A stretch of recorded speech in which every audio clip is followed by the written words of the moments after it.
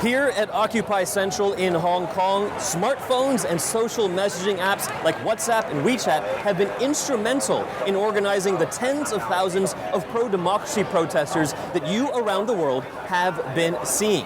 But there is a fear that if things get out of hand, that maybe the Hong Kong government will cut reception. Well, Firechat is an app that could be a fix. And right now, CEO Misha Benoliel, who is the head of Open Garden, which runs Firechat, joins me here in Hong Kong, happens to be here in Hong Kong. And now, Misha, over the past few days since Occupy Central started, you have seen a huge explosion in the number of downloads. Tell me about that. Yes, I was here on a business trip, and on Saturday we were having like a few hundred installs a day in Hong Kong City.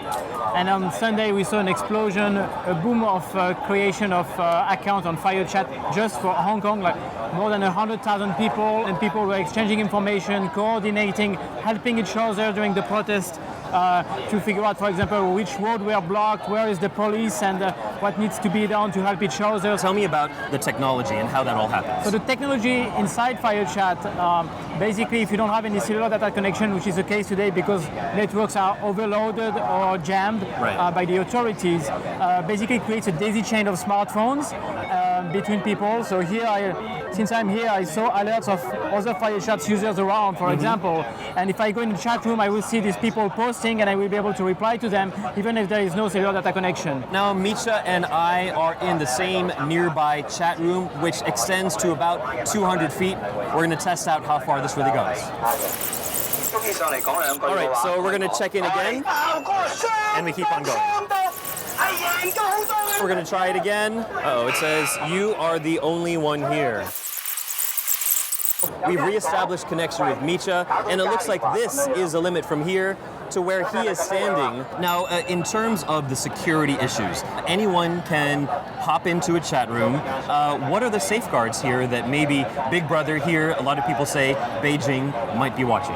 The network is not connected to the bigger internet, so there is no way for anyone to figure out from outside of the place where you are what's happening there.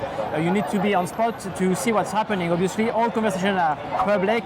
We recommend people not to use their real names. Let's say someone wants to come in. They can look up the chat rooms here and they can say, hey, I'm going to log in, and no one can really know who they are, right? It's true, but the same way they cannot know who are the other people, the ones who are sending information. So it's pretty secure in that sense. Looking at what's happening here with Occupy Central, what can you tell people who are watching to tell them, hey, this is the best way to use Firechat? Go online when you can be connected to the internet, install the application Firechat, because the more people are on the network, the better the connectivity is for the people.